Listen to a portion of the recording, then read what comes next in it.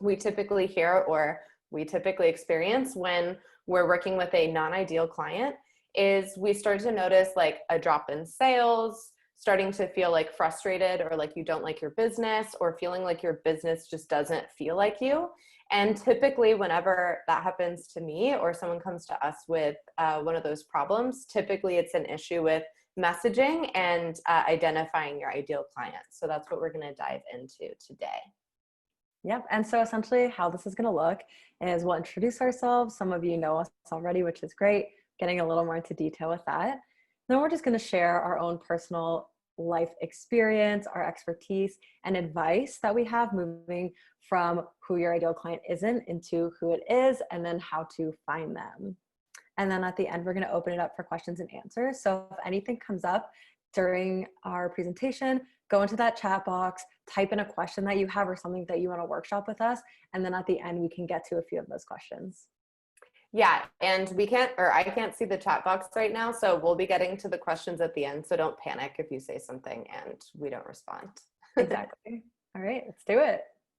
Woohoo! So my name is Alex. I am the business witch. I got my start on this crazy journey actually working in California state politics. I know it wasn't for me. Wanted to be a yoga teacher and all this other stuff about being barefoot and helping people and not caring if I was broke. And in this long, crazy journey, I have become a multiple business owner, a healer, and a business coach. And my specialty is helping recovering people pleasers finally put a stop to living their life for other people and to build businesses that actually make money and feel good. All right. I am Olivia, and I started becoming a freelancer through social media management of other companies, focusing on women in the health and wellness industry. And through my process of working with these women, I recognized that the power to represent yourself online really does need to come from you. So I started working on social media consulting, where basically I help guide you through the process of learning how to take an authentic approach into social media, as well as like business organization and anything else that needs to be structured. So you can really just focus on what you're good at rather than having to think about all of the monotony of everyday tasks. Hell yeah. And she's really good at it. Thanks.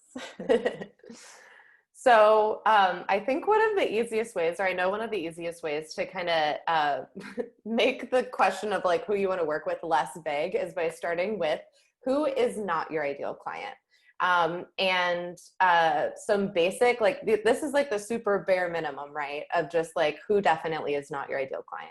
So someone who can't pay you is not someone you want to work with. Someone you don't like or leaves even like a tiny bad taste in your mouth when you think about going to work or working with them, or even like when they email you, you go, ugh. That's a sign that someone's not your ideal client.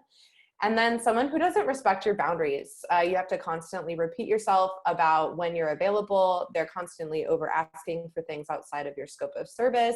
They're micromanaging your time. And just overall being an energy sucker. And I think those like across the board, I would say count for like every single person as who their ideal client is not. And I think the payment part is something that a lot of people get hung up on too. So I just want to like extra emphasize that one. It's like, if someone's really awesome and they're like your friend and you're excited about helping them, but they just like can't pay you, it doesn't work. It doesn't work out. Exactly.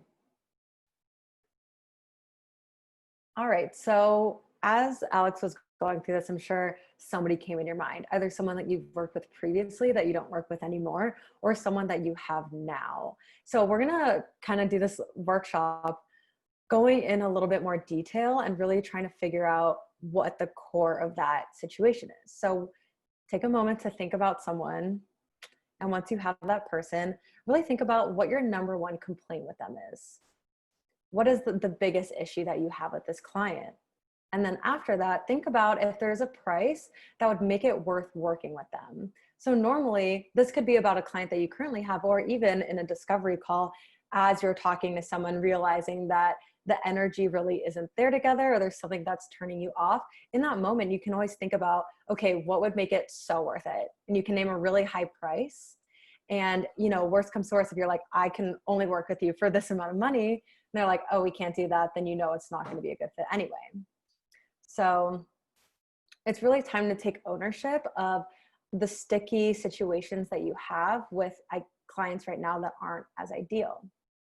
And the question that we really need to ask ourselves is, are we staying with that client because we're scared we're not going to find somebody else? Are we holding on to these negative patterns and negative relationships in our life for fear that we won't be able to open ourselves up and actually attract our ideal client? Yeah, and if there's not a boundary you can think of or an amount of money you can think of that would actually make you excited to work with this person, then it's more energetically expensive for you to continue working with them than it would be if you dropped them completely and opened up an opportunity for you to connect with someone who is the ideal client. So, we both say this as people who are constantly doing the work ourselves.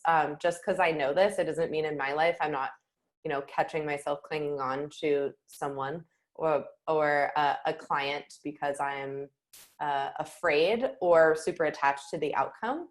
But really taking the time to see, am I actually enjoying this? And if the answer is no, then to find a graceful way to step out of that relationship so you can open it up to someone who is better.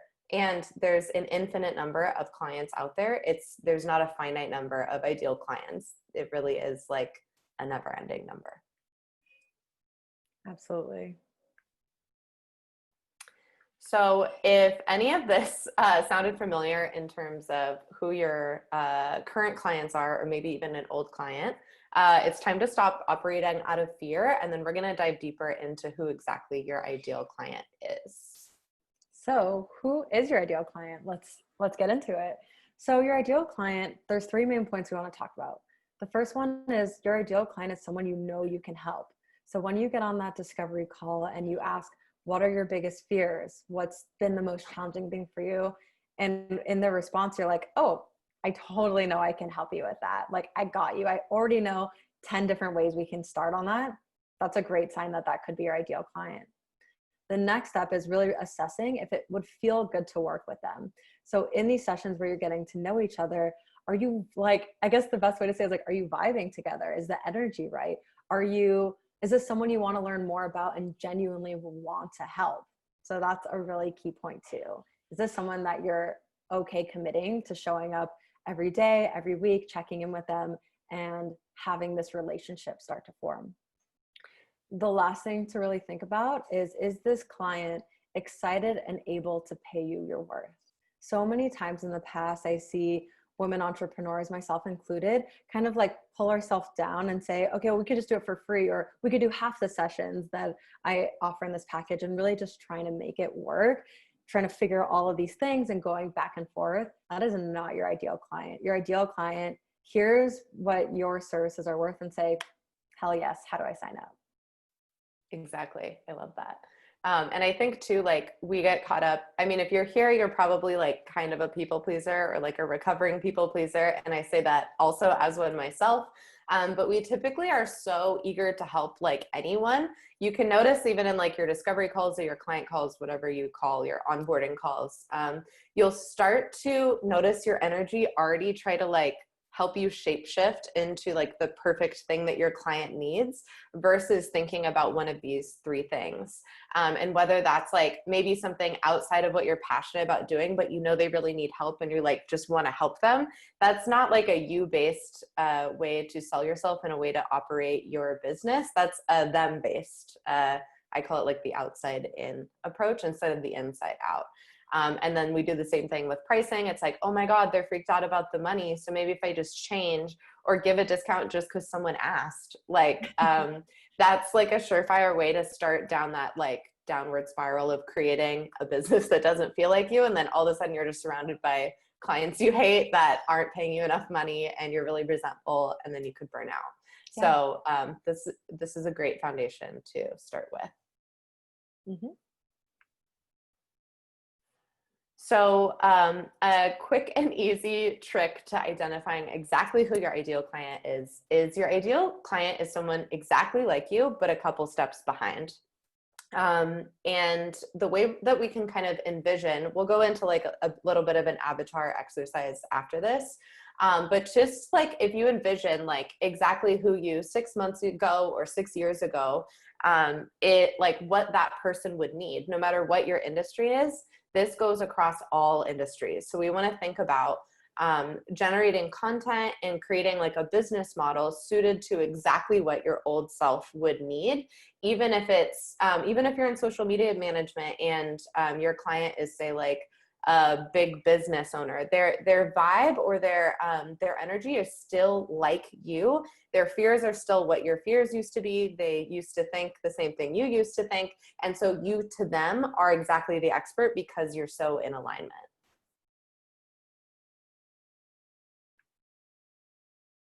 So it's really important to remember that we're only here to work with people that light us up.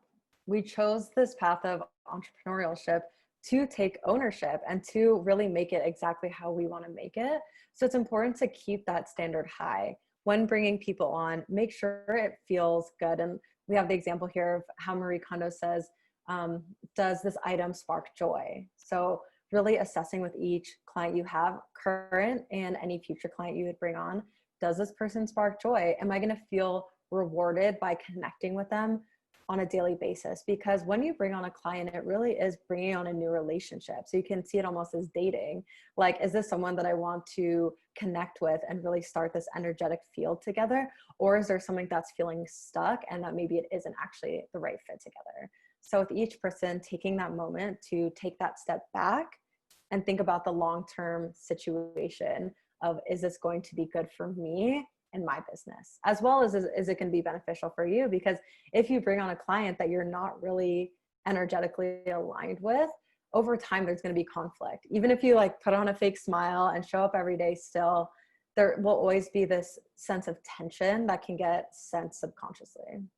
Absolutely. And then it all comes, then you think you're not good at this, you think you Yes, aren't cut out the for it, doubt. whatever, and it all comes falling down. And then Exactly. you come to another workshop that we do, and then you figure it out. So if you guys have a pen and paper with you, I'd love if you could just start playing with a couple of things that come to mind about who your ideal client is. So we know they're like you, their vibe is like you, they have a lot of similarities or maybe things in common. And then even more specifically, like, where do they live? Like, do they live in a particular geographical area? Do they live in a house? Do they rent or do they own? What kind of neighborhood do they live in? What do they eat? Are they vegetarian? Are they too busy that they always order food in? Where do they work? Are they, freelance? Are they business owners? Are they working in corporate, getting ready to quit their job? Are they a restaurant owner that needs help with their Yelp account? So getting as specific as you can with even with every single one of, as no matter what your industry is, getting really specific with any details that stick out. And I think like the more unique, the better. Like, even though I do business coaching, I talk about ordering Chipotle and watching Teen Mom. And that's like part of who my ideal client is. There's a personal connection and like relationship that develops and sticks out because I said that my ideal client would be really excited about hearing. And then on the other hand of that, it like flushes out anyone who would be like judgy about someone watching reality TV. I'm like into all sorts of weird spiritual healing shit. And also I order Chipotle burritos. Like, my ideal client would resonate with that. Totally. So yeah. Go ahead. I was going to say, and I'm a huge advocate on your business social media. If you have something separate, or even if you have the same one combined, let your client get to know you. Like, I know recently someone came to me and was like, oh, I see you posting a lot about your business on your personal Instagram. Maybe it's time for you to switch over. And I was like, no, I like that people get to know me. I like that they get to see what my house looks like. I like that they get to see what I'm thinking about today and what my passions are. And it really is this complete whole of who we are, because your business essentially is you. And just by being authentically you, unapologetically, it's just going to naturally attract the people that are right to work with you.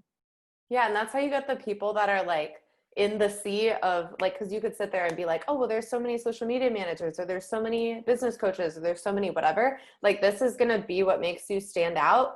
and attract the people that you're into. And it's also just, it gives you space to be yourself. You don't have to pretend to be a super stiff business owner with a separate business Instagram page to do this. Like, you really can, and we don't should people that should. Just like let yourself come through. That's the fun part. Definitely. So let's go a little bit further into how to communicate with your ideal client so you can find them. So essentially, with everyone that you talk to and everything that you put online, it's going to go through the similar formula. And it doesn't have to be straightforward, this thing, then you address this thing, but it's starting to tell a story. Someone's having an issue, we're addressing that issue, moving into how it's going to affect their life, moving into how you're the solution and what working with you is going to bring to their life. So we're going to go through those one by one a little bit more in detail, but think about this as a big concept. Let's say I'm really hurting and I need help. First, I'm going to want someone that talks to me and really addresses my hurt, and I want to feel seen. I want this person to show that they know that I'm struggling, which will immediately get me interested in talking with them. Like, yes, I have been really stressed out about that. Tell me more, So then the next thing I want to hear is understanding how it's affecting the rest of my life. So yes, I'm having anxiety about this one thing, but I want my eyes to be opened up as to what else this is causing in my life. I want the person that's talking directly to me as the customer to understand my struggle so I know that I'm not alone. And you can say, even this could be one sentence like, I know that, from the person as the, when you're talking to your ideal client, you can say, I know that you're going through this and I'm sorry, I've been through it too. It can be something as simple as that. And then I want to know that this person can genuinely help me. I want this person to say, I can, straight up, without anything else, just saying, I can help you with this. I know that after we work together, you're going to feel so much better. I know you've been struggling. I know it's been hard for so many different aspects of your life, but this is the time to address it. And this is how it's going to feel at the end. And then at the end, we have some bonus points if you can address any objections they might have. So usually for me, this comes at the end of a newsletter that I'm sending out, and I'm saying I know you might be scared to hit that button to schedule a call with me. Just text me about it, chat with me, what's going on, tell me your fears. And instead of just letting this person just say, you know what, I'm actually not ready for that. If you can just have one or two sentences being yes, it's scary, I totally get it, but it's actually time, it's going to be so much more inviting for that person to sign up. Yeah, and it makes your sales process so much easier, because really what we're developing here is we're answering all their objections before they even get onto the sales call. So by the time with this kind of outreach in your social media, your website, your newsletters, whatever, by the time they actually get on the call with you, you're just making the sale. The sale is easy because you're answering all of their questions, you're speaking to their pain, you're explaining why you're the expert, and you're literally running through, you can write down, what are the top 3 reasons you would be afraid to sign on with hiring Olivia as your social media manager, and then sit through and answer all those questions in your outreach, and then they just get on the phone, and it's easy. Sales calls are easy then. Yep. So example time. So something that I typically see in my clients or my ideal client is she really struggles with not only identifying what it is that she wants, but communicating that to the world around her. And I am a business coach, but that typically seeps into personal life as well. It's all a mirror. How you handle one area is how you handle another. So she's established in her business. She's doing okay, but she's starting to feel aggravated, starting to feel like she's not cut out for this, knows she needs to make boundaries, knows she needs to make price increases, but just doesn't know how. And the truth is, not being able to communicate causes so much more trouble and problems than just literally being I don't know how to communicate. Because really, it's she's starting to have anxiety about all these conversations she's been putting off for a couple of weeks. It's starting to make her doubt herself. Her sales are starting to drop. She's starting to get tired. She's starting to really question, even if she should do this or not, or if she's cut out for this. And I am the expert on this topic because I've done this 100,000 times. I've burnt out and fucked up so many times in so many different ways in the different businesses that I've had, that I've tried all the other ways of just like sucking it up, trying to just take on more clients instead of raising my prices. I've tried like way too woo-woo, ungrounded manifestation, and I've tried way too like hyper masculine overcompensating. And it wasn't until I learned how to communicate, how to identify what I need to say and how to communicate it, that my business actually started to shift. And then I had more freedom for myself and more money, because who doesn't want more money? So that is the reason why I'm the solution to their problem. And to answer some objections there, it's like I can say at the end, or even in its own caption, like, I know that you're sitting there thinking that this works for everyone else, but it doesn't work for me. And, you know, this, that, and the other. And then what else? I don't want to spend money. Like, I'm afraid to spend money on this. And then my answer in that same sentence is like, it's costing you more money to stay where you are than it is to just invest in working with me. So those are some examples specifically to my business, and Olivia has one too. Yep. So for me, I've noticed a trend with my clients. So for example, a client, she feels like she's not confident being seen and owning her role in her business. So she knows that she has a really special gift and a really special service, but when it comes to actually telling people about it, she feels like she contracts and is not really able to explicitly express what she does or get the confidence to say, like, I'm a business owner, this is what I do, like, you should sign up with me. And this is causing a lot of issues in her life. So not only is this discouraging her from moving her business forward because she's feeling like she's not seeing herself represented in her business, but she's also feeling lost and misguided. She knows that she needs to make a change and get herself out there, but when it goes to hitting that send button, she always retracts and just really isn't able to do this. And it's also affecting other relationships in her life because she's not able to really be confident in showing herself. It's showing up in relationships with her partner. It's showing up in relationships with her friends. She's not able to really be present and fully show herself to the world. And I understand her struggle because I used to do the same thing, especially when I first started out social media consulting. I would kind of shy away and say, oh, well, I guess I kind of do this thing. It's not really a big deal. It's all right. And I'd look away. And I used to feel really contracted when I had to talk about myself and would always downplay it.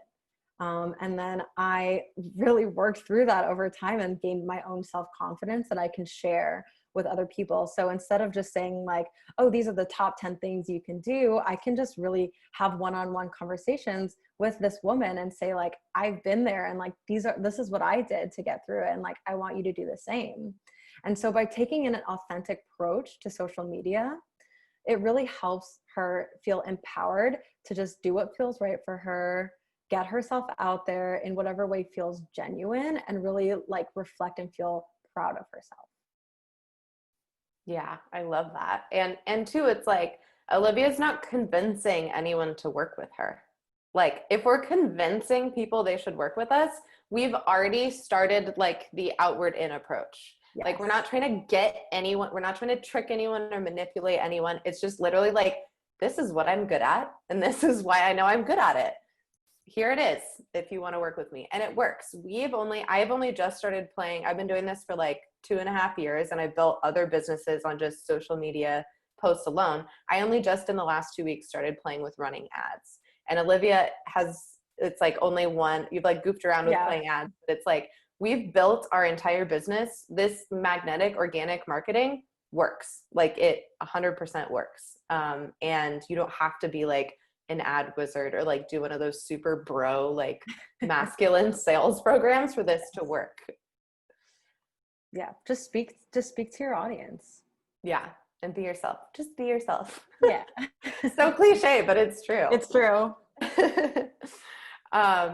So the ideal client sort of workshopping is something that we revisit all the time. My ideal client changes and grows with me. So I'm constantly, like, every couple months or so, going back and revisiting. I go through my own worksheets that I made about how to find my ideal client, and I go all the way through and I redo my wording on my website and tweak my languaging as I grow. So I think it's also important to say that here too, because everyone gets so like, oh my God, but how do I pick it? And it's like, pick something and try it. You're not stuck. You can change your mind at any given time. Try a post this way, see how it feels. If you attract a bunch of people that don't feel good or this one thing's off, then just change your languaging and proceed. Like you're like, nothing is fucked here. You just get to like revisit constantly and mold and shape your business and your client and the way you just sort of integrate the two as you go. And then number 2 is don't worry about writing to anyone else. We hear a lot that people are like, what if I exclude someone? Or what if I leave someone out? And I know you say that because you're really passionate about helping everyone else, but you're actually doing a disservice to yourself and your clients by being vague and trying to apply everything to everyone. Because when you paint a broad brushstroke, you say nothing. Like it says less. And by being super specific, your ideal client will know exactly that they're talking to you because they don't know that they're your ideal client until you get super specific. And then even people slightly outside of exactly all the boxes that you have written down physically, maybe of who your ideal client is, will be drawn to what you're saying because the vibe is what they want. So for example, I usually only work with women, and so all my outreach says like women, but I've had like 3 or 4 guy clients now come to me and be like, look, I know you only work with women, but I just like am so drawn to what you're saying and how you say it. Can we work together? And I'm like, yes, because you already understand exactly what I'm about and you're on board. So to me, that's an ideal client. So getting specific lets them know that they're your client, and it will draw in other people that also like you. But when you try to stay too vague and like too inclusive, it kind of means nothing. And then revisit your ideal client from time to time, like a 3-month check-in. I feel like it's good. Yeah, same here. So now it's time to talk about how we get this out there. So I would always recommend going through the steps that we talked about, the struggle, talking about their pain points, and how you're their solution, and just type it all out. Just get everything down on a Google Drive document.